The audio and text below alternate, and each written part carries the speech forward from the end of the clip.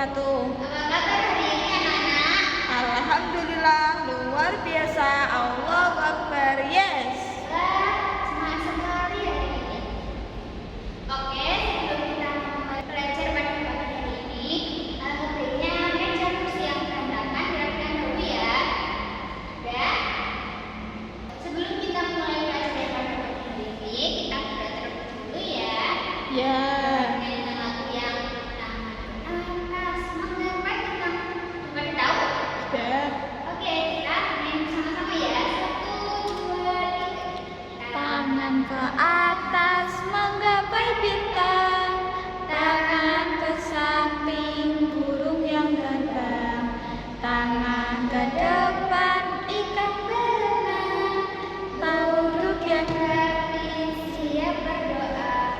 Berdoa mulai. Bismillahirrahmanirrahim. Amin. Oke. Apa pelajaran pagi hari ini? SKI. Oke, sip. Sebelumnya guru mau tanya nih, siapa tokoh teladan kalian pada kehidupan sehari-hari? Nabi Muhammad, Kenapa kalian mengagumi tokoh tersebut? karena beliau seseorang yang sabar, bertanggung jawab, baik hati, nggak sombong, bekerja keras, sabar, dan lain-lain. Oke, bagus. Nah, pada pelajaran kali ini kita akan belajar tentang masa dewasa Nabi Muhammad. Coba perhatikan gambar ini anak-anak. Ini adalah gambar di mana Nabi Muhammad sedang bekerja.